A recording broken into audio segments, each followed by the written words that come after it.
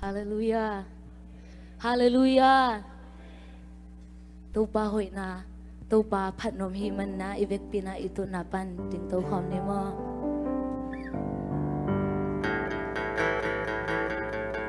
Hallelujah. Amen. Tunin tâu pa hội na kiching loa ni simina idik ding hui siang thâu te pasianin man ngen loi nong pia hi. Amen. Isil ding nikten pon sil te tunina. Tâu pa na kita samlo na atate ong sikhi. Amen. Tâu pa hội lo ma hi manina. Tâu pa tunga ilungdam ko na sasali. Tâu pa tunga tunina phana biak biak na sunga. Tâu pa o kayong hopi in. Nang ma hopi na o zalowi na tunin ilamong zon sa ke inchina. Ele e khaveki amna nei khom ni. Hallelujah. Tâu pa tunga ilungdam ngay tâu pa. Tunin nang manhunoy huntang pia na tâu pa. Nang mapatay din na tâu pa na tate chidam na nang biak na tunga ilungdam kong kowi tâu pa. Tunin tâu pa na mahinoya na tate khavek kong kiami. Tâu pa tunin na nang makong lungguluhi. Hasyang chowa tate ong longin. Hasyang chowa tunin na kakamit ang hon sa kinla. Tunin tâu pa swak talote na maswak tangang bigyan tayo. Jam lo mite jam nang pia ila tâu pa. Akihen mite tunin na nang maswak tangang pia ila tâu pa. Oh, kabongin na lo tâu pa nang manalang sem natin. Akit siyang talo ng mahoy natin ang musakit tâu pa. Tunin tâu pa ng makong samuri. Tunin ng maimudong lang yan tayo. Hallelujah. Kahinang hebro ng makong kiyawi tâu pa. Hallelujah. Hallelujah. Hallelujah. Tunin tâu pa na tate laga ng semin sinatakin kong kiyawi tâu pa Busiano. Amen. Pahoy na pulang ni mo. Tau pahoy hi kay tunga sinasumbe. Tau pahoy na pulang ni. Tau pahoy hi kay tunga. Tau pahoy hi kay tunga. Tau pahoy hi kay tunga. Amen. Tau pahoy hi ken kon sunga. Amen. Hani tum. Tau pahoy hi ken kon sunga. Tau pahoy hi ken kon sunga. Tau pahoy hi ken kon sunga. Amen.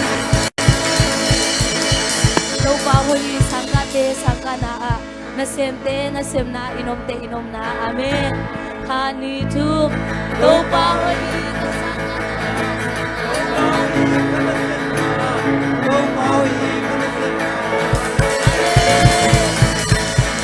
tau pahoy hi apo bisunga. Amen.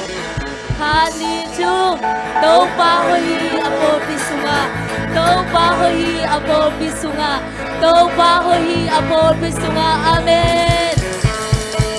Atong na tau pahoy hi online pan ki khom te tunga. Amen. Hani tum. Tau pahoy hi online pan ki khom te tunga. Tau pahoy hi online pan ki khom te tunga. Tau pahoy hi online pan ki khom te tunga. Amen. Amen. Tau pahoy na ahoy pasyan si tau pasyan min pan ni khom ni. คุณเป็นน้าและบอกว่าเป็นผัดคำเชียร์เสียนี่อาเมน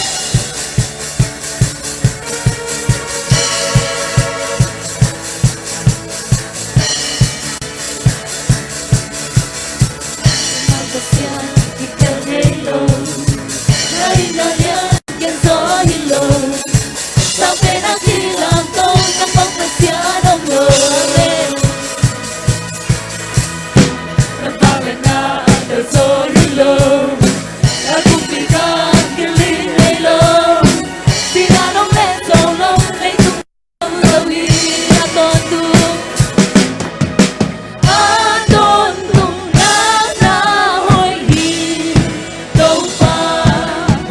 Min kem bel lang panyan.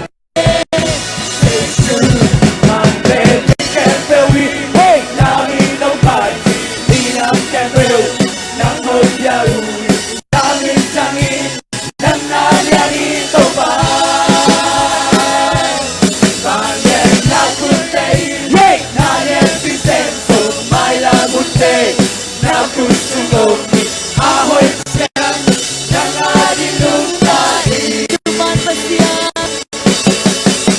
cuman pasyan, jika gelo amen. Ay nangyan yan so hilo.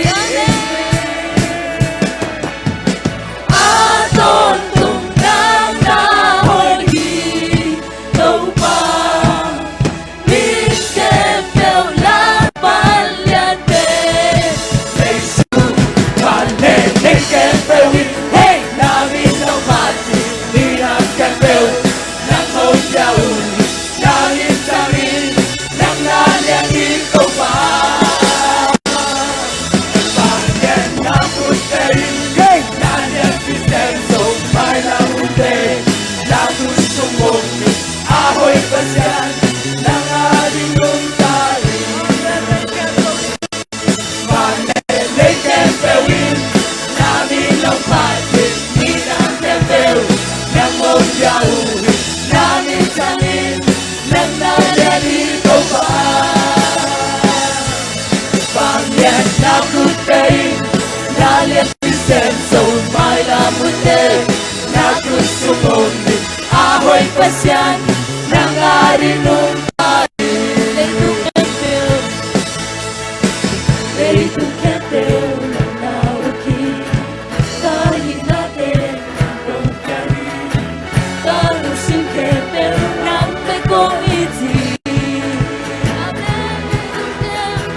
Leito kempel na uki, kahit natin ang pagyayin, Kalusin kempel ng pekong iti.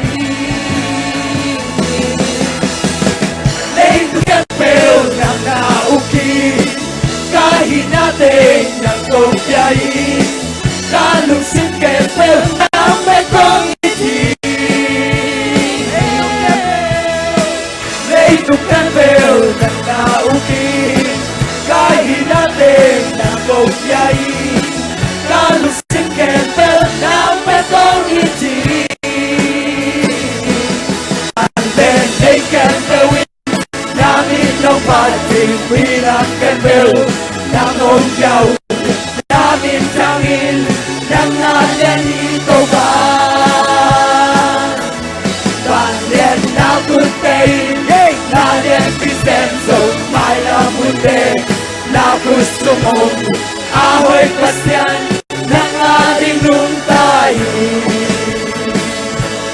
Panelay kempewin, namin ang patin, pinang kempew, ng hongyahuhi, namin tangin, ng nalalito pa. Pangyan na kutay, natin pisenso, may lamunte, nakusumong, ahoy pasyan, ng ating lungtahin. Panelay kempewin, namin ang pating pinang kempew, ng hongyahuhi, namin tangin, ng nalalito pa.